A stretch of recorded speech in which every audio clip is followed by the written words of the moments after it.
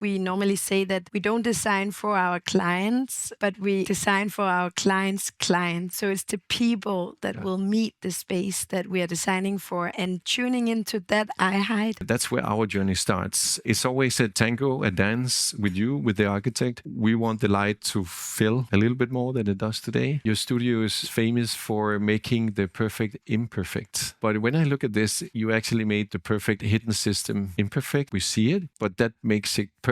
We enjoy a lot working with a rawness and an honesty in what we build with. Light is something you cannot materialize it. It's either it is there or it's not. When we really have done a good job, people don't really notice.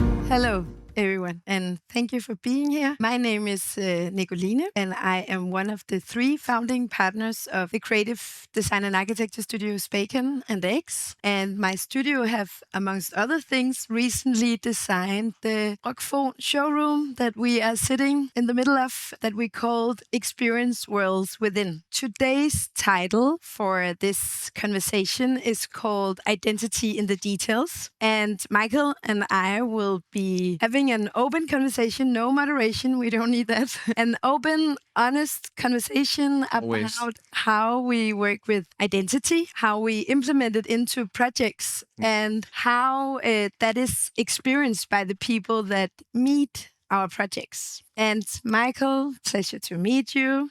You are the founder of Anker Co. Yeah. Copenhagen-based lighting studio that's established in 2014. Correct. Like Spacon, actually. Okay. And you supply lighting and consultancy and design to the whole market. And one of your really good references is right next door. Yeah. Headquarters. Yeah. And it's a pleasure to sit here with you. And I was thinking to open the conversation, as we talked about, that I will do now. I think just like an open Kickstarter could be to have you to elaborate a bit on your personal journey and to where you are today. Thank you. It's a pleasure to be here. Looking forward to this. My personal journey, that's going to take more than 45 minutes, so I'll boil it down, and anyone who needs to dive into the details are welcome to talk to me afterwards. I have to say, I get kind of nostalgic, not emotional, but nostalgic to be back here, because this neighborhood was a rough Freeport area not that many years ago. And in 2006, I founded a company called Luchiplan Scandinavia together with Alessandro Sarfatti. We decided to find a new showroom in an off place, and this was really off. It used to be packhouse warehouses for banana and coffee, and for 1 or 2 years after we moved in, it was still smelling of banana and coffee. It's good. It's a good smell. It could be worse than that. So in 2006, we moved in here. And in 2008, we had many of the other brands that you know, Quadrat, Vola, Fritz Hansen, Montana, and so on. So we had this kind of community. And it was amazing to see how this area grew up. So for 2006, it was still Freeport. It was suddenly part of the normal Copenhagen, but it was still really off and just warehouses and trucks around. And just fast forward today, we sit here with big headquarters on the next side and beautiful showrooms. So I'm actually a little bit proud to have started this journey. One of the first movers. One of the first movers, called Packhouse 48 at that time. We had some good parties, actually. I remember one night when Bjarke Ingels was dancing around one of our tables, but that's many years ago. Another thing that started here in this area was the foundation of 3 Days of Design, which is the reason why we're all here. It was 4 persons. It was me, Joachim Lassen, and Anders Byrel. And we sat down and said, let's bring Copenhagen back on the map. We just disappeared on the stage of promoting design, and it's,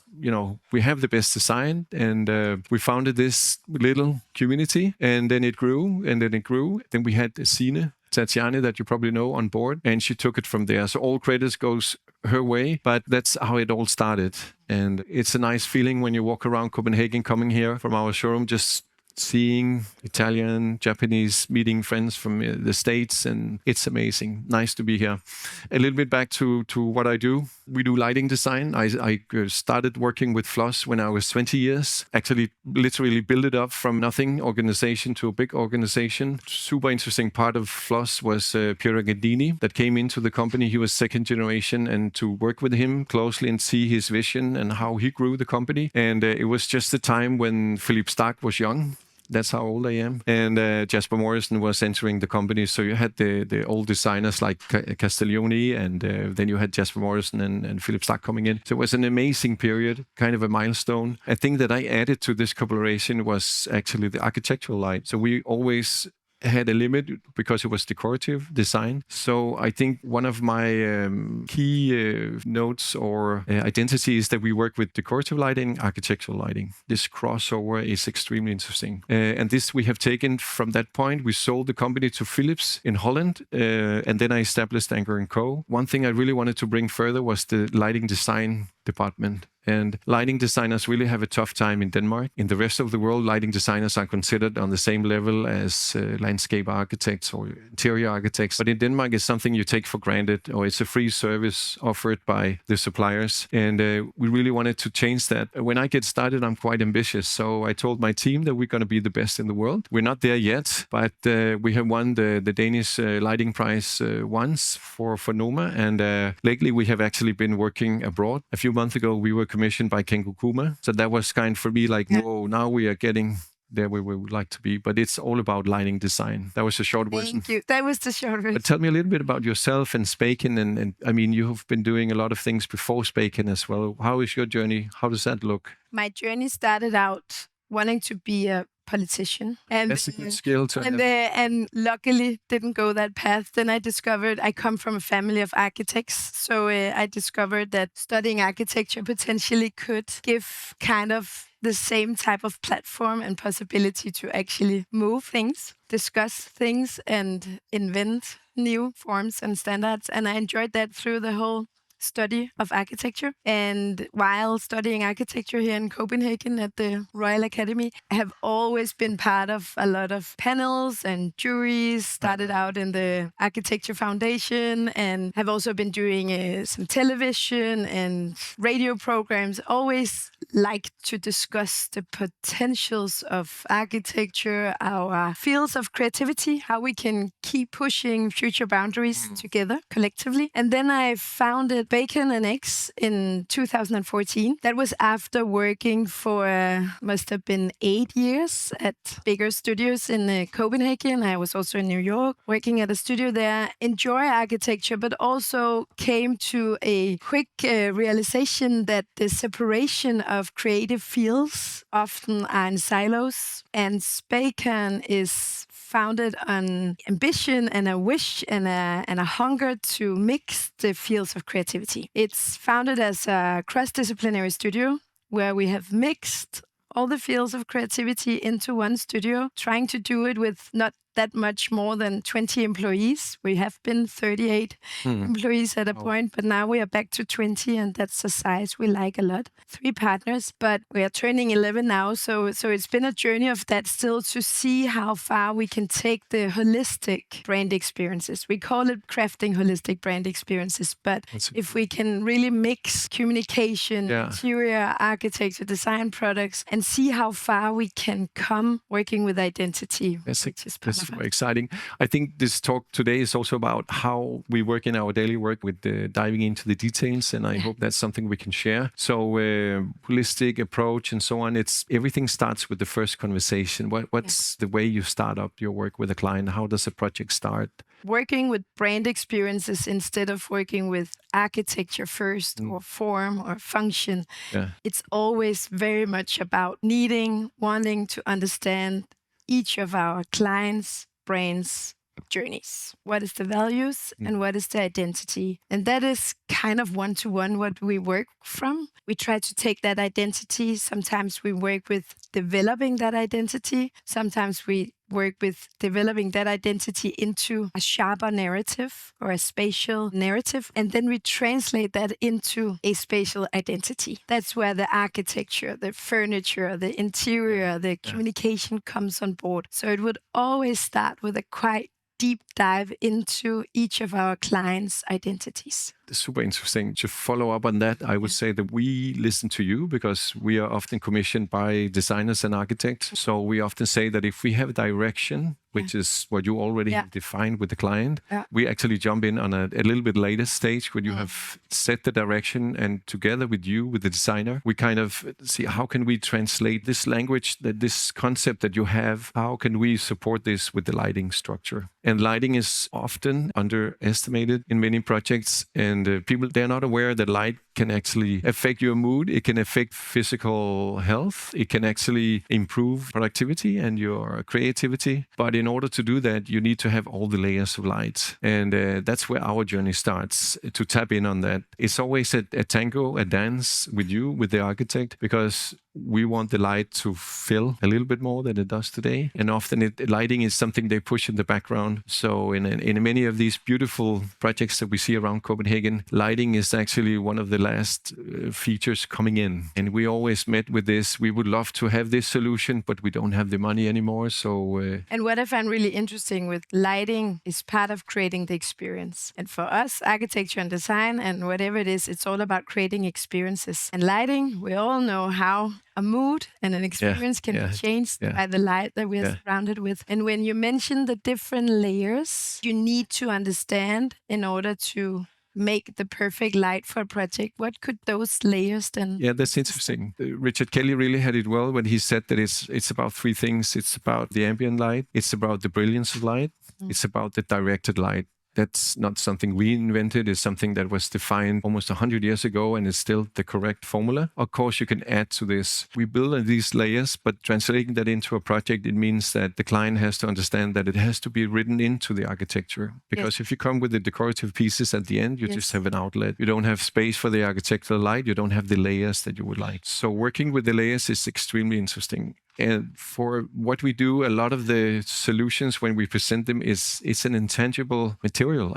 When you design a room, office, chairs, couches, it's a physical form. Light is something you cannot materialize it. It's either it is there or it's not. And we often feel that when we really have done a good job, people don't really notice. And that's when we have done a really good job. But talking about these intangible assets, how do you bring the client on board on the concept? Because one thing is the physical room that you're shaping, but you want to push them a little bit further. How do you bring them on board? I mean, Spacon is exceptionally good at doing that. Thank you so much. And it's a good question, and it's so important for us. Every project that the collaboration with the client, if they don't want to be moved, it's difficult to get somewhere. But somehow, surprisingly enough, I think it happens really, really naturally. It never feels like a struggle. And I think maybe it's because when starting with digging into the brand itself, the brand's values, the brand's vision, the brand's identity, it starts from the client's world. We are not the architects that come with a uniform identity that we amplify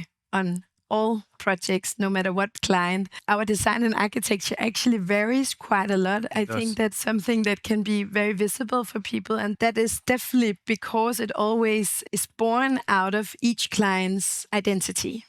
I see ourselves more as reactors to what we are developing for the clients. So the identity in the details that we do will come from the narrative and the identity that we develop from the actual client itself. And that's where we lean into your definition of the client's identity and narrative.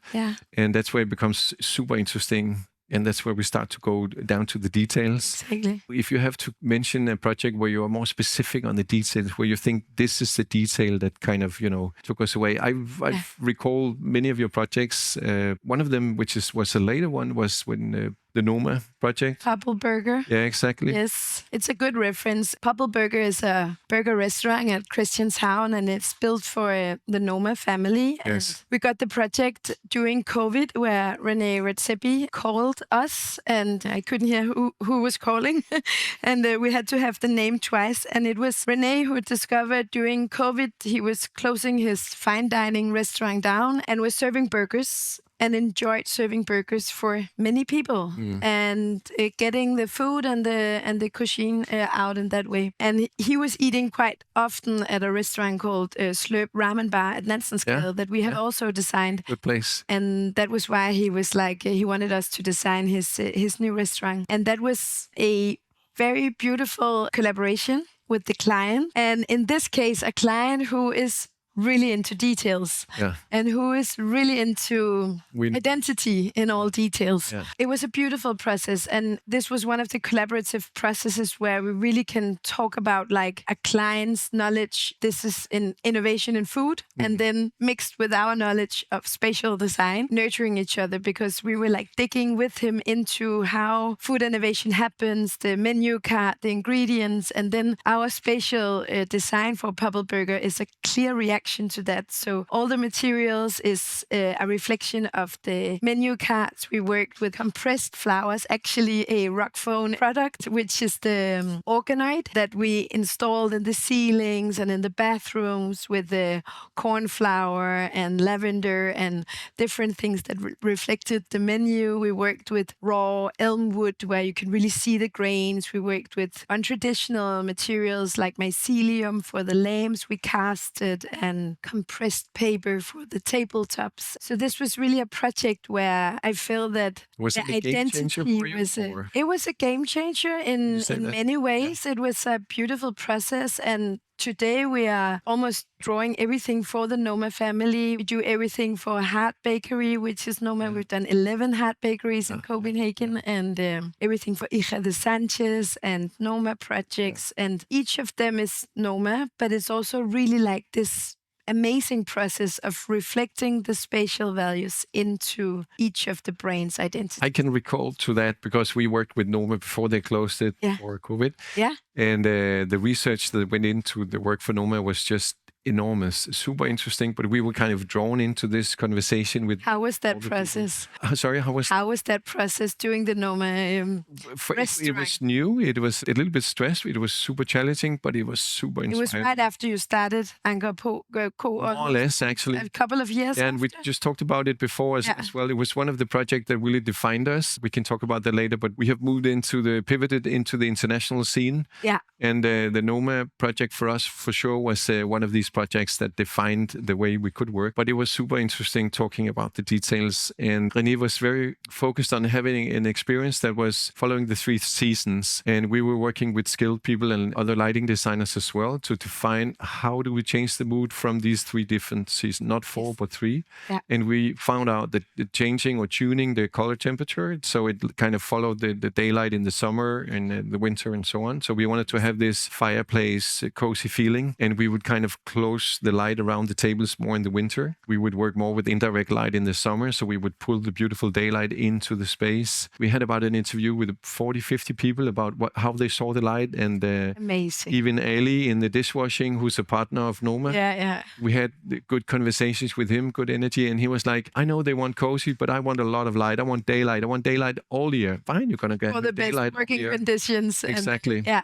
So each of the different areas, and it is like a small factory when you visit the old place. Yeah. The fermentation had other needs and so on. Was also pushing the boundaries from a technology point of view. René wanted to change the color temperature according to the seasons, but he didn't want to have less light. So that's the first time where you can change the color temperature, but without dimming the lumen. So when we were dimming, it would be independent of the color. That's actually so you actually developed that innovation, or that was like... That was the first time. That was before there's a technology called DALI 2, where you can have more addresses and moods in one IP address, but you couldn't do it at that time. Amazing. So actually there's like 2 drivers for each little lamp you see out there. It's a level of perfection, but it's also a level of innovation that nurtures exactly, or like riches everybody. And it does. what I find really interesting also that you were saying before was that I was also mentioning in the beginning, this level of collaboration and working together across fields and with lighting that often is like something that's really added as a very last thing and not properly integrated. And that was even how when we started Spacon, we were like, no, even with interior and like behavioral interest and the whole thing where how you meet things. Yeah. And I think it's interesting when you say it with lighting because it really resonates how often it's forgotten. And are you seeing like a develop towards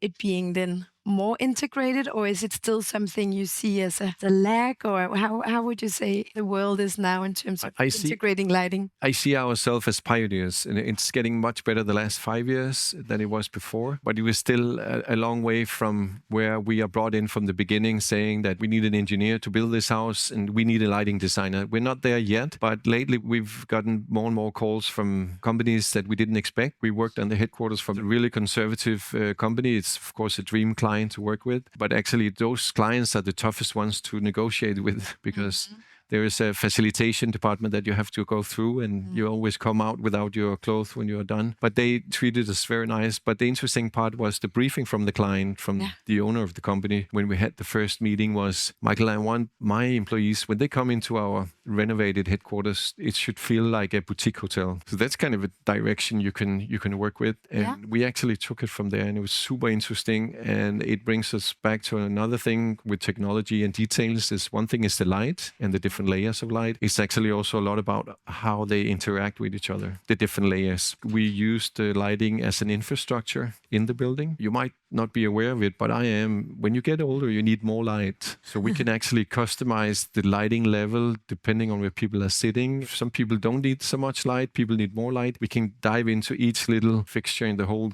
building and program it, and people can decide themselves and so on. So it's definitely on the agenda, but we're not there yet. It's so funny when you say that. Somehow I still have a feeling of how we built architecture and design for so many years, having standardized solution for most and in a very rapid tempo. Like how many levels of a space and a building and a meeting with people that hasn't been integrated. And what a big world we are standing in front of when you talk about just lighting and talking about identity in details, how much we can elaborate, how much we can communicate, how much we can do to awaken people's senses and get experiences that are so much more elaborate than white walls and a dead ceiling, and like a door is a door and an opening is an opening. Like, but don't you see the changes also in your choice of materials for the recent project you did for René, using natural materials also for the acoustics? And I feel that lighting and acoustics are becoming more and more in the focus in new projects. Is that your feeling as well? It's in demand so much. It's the well-being. And sometimes it's the super subtle things. It can be in the light. It can be in the acoustics. It can be in the variation, as you're also talking about, like a bright room, a dark room, a dimmed room, like a sound-safe room, like a cold room where you want to feel that. So like awakening the senses in that, or it can be in the details of, we work a lot with like also sometimes unexpected details. It could be like engravings or like something that seems straight, but then it's actually crooked, or it's made for your hand, or it makes you naturally engage with it. You want to grab it and then you realize it can open. And also sometimes a tool we enjoy to use a lot is keeping some of the design a bit open, both like interactive sometimes, which the light is a part of also, but also in the actual design that you feel you can actually move it, you can change it. There's a system to it. We do a lot of office spaces, we do a lot of hotels, and like those things where like for the employees to actually be able to add like more panels. We did space 10s, office floors with these open cubicles where people could actually add like more and more acoustics to it as they wanted. And even though it was a quite like open space, they felt they could adjust and customize. And it really made that people were taking care of the design and they loved it in a different way than just a white plaster wall, I think. I follow you 100%. We've done these latest installations where people can actually, we call it open source lighting. Yeah. We find it really interesting, and it's driven by the current need for, we don't need to build so many new buildings. We have to restore, and we have to work with transformation architecture. And how do you work with lighting in a building that is stripped down and you have the raw concrete? We developed fixtures that would fit into this, but it will also be the place where you would get your sensors installed. You've probably done beautiful renderings for your projects, and then the engineers comes and say, I need a fire alarm, I need a sprinkler, I need a sensor here and there. And suddenly your beautiful ceiling is not that beautiful anymore. Yeah. This progress of working in these fields that have made us able to integrate all these pieces in one thing, and it's an open source, so you don't need a specific fixture or a manufacturer to tap into it. And this has been extremely popular in the latest project. So we can see the development is going in this direction. Another thing, because it lends into what you said as well. Also, there's the surfaces. I really like what you said, and I think that's one of the characters of your projects is that I find your design intuitive, and I want to engage. That's a big compliment. Thank you so much.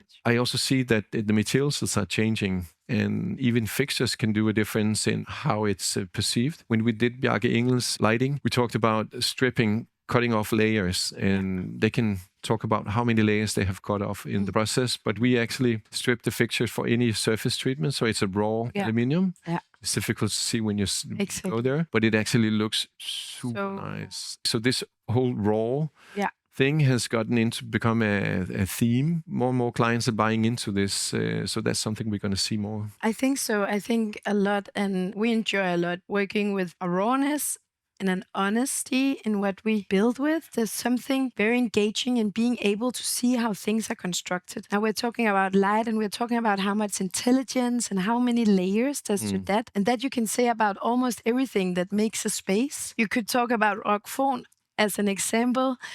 When we were to do the showroom for Rockfon, we were digging into a whole world with these standard classic materials that we all know them. But so often the whole construction behind is hidden. So what we did was really going from this outer form to this inner experience by showing everything about how it's constructed. All the intelligence and all the layers that's behind all the innovation. You could call it a reverse engineering. And then it's communicated to everyone so you can understand it, and you can't stop loving it because it's intelligent and it's sustainable and it's smart, and it's what makes our bases sound good. But also when we started with Rockfon, it was about sounding good, but actually it's also when we started digging into it, it's also something that looks good and it feels good. And it's made good, and it lasts good. It tells a story. It tells a story, and that whole unfolding of an identity, even this classic 60-60 system that you could maybe think is just standard. But actually, when you look at it, it's so beautiful. We all know it. Everybody are born under a Rockfon ceiling, I think. But then we really take that upon you and start showing that system as also a piece of architecture to play with. That's something I wanted to talk to you about. Following up on what you're saying is that your studio is famous for making the perfect imperfect. But when I look at this, you actually made the perfect hidden system imperfect. We see it, but that makes it perfect. So is that like a sinus curve that you... That's a nice comment. Of course, it all comes from thinking about what we want and what can we do and how does it affect the people? How is it experienced? All these details, sometimes subtle, sometimes in your face, sometimes unexpected, but sometimes I see architecture and design very scenographic, and I know light is definitely a part of that scenography. So this journey that we can take the people that meet our projects on, we normally say that we don't design for our clients, but we design for our clients' clients, so it's the people that will meet the space that we are designing for, and tuning into that eye height, and then saying, okay, we would actually like to show that inner wall, and we'd like to show how these things are constructed. And sometimes it can be unexpectedly rough, or now I'm looking at a tripod with a tennis ball around it, and I kind of love that unexpected. You start. You're going to see this is a new project. Exactly. But those kind of where you're and you start enjoying that softness, and sometimes it needs a break. Are you sure you didn't do this?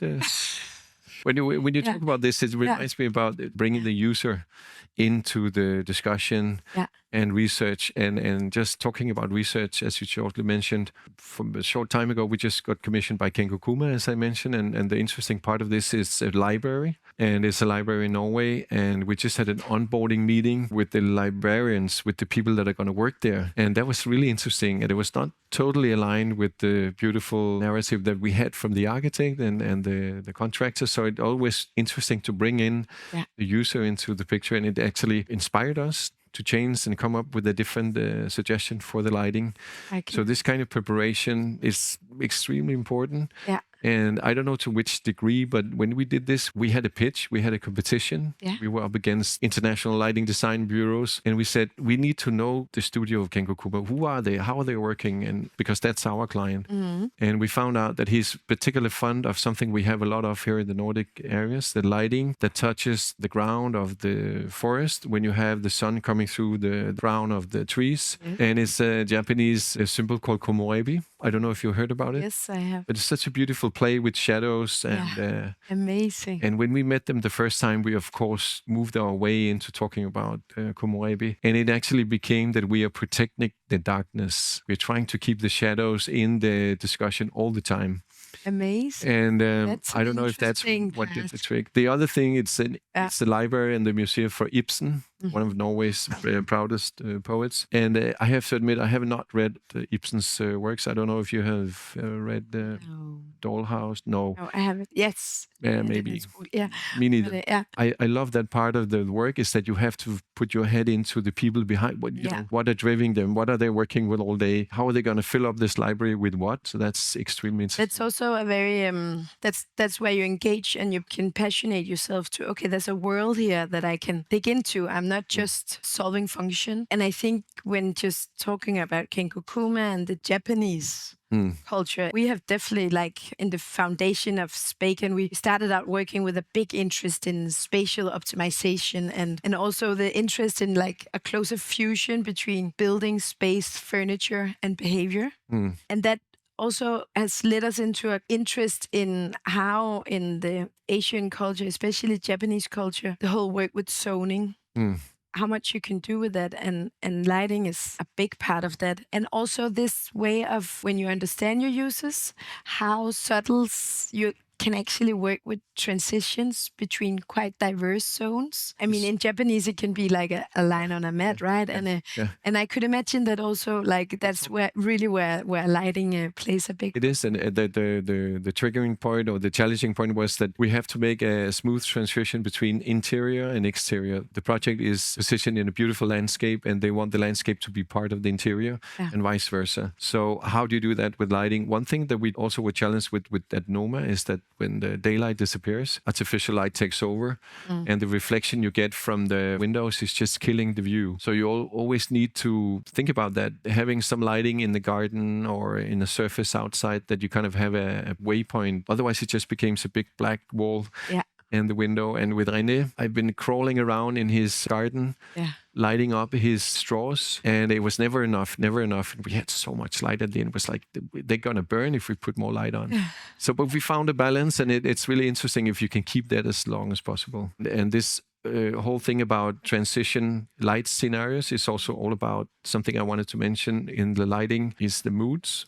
Programming, scenarios, and that's where your work come in, because together with you, we kind of build up these scenarios, and that's why we interviewed all these people at Noma. So in fact, we build a software that takes care of it, because René was so tired of adjusting the light 3 times a day. So the software knows when the light is, the sun is getting up and going down, and the light just adjusts. There's something interesting that we are also working a lot with at Spacon. We just did a exhibition at Danish Architecture Center that just opened here during 3 days of design that we have called Meet Me Here. It's digging into the whole reflection on when we are so good at being digitally together, then the physical space really becomes something that one has to choose to be in, to meet in, and especially in between the zones of like your home and your work zone. So these like hospitality rooms or like public rooms, spaces that you can meet in, something you have to choose. And this whole level of people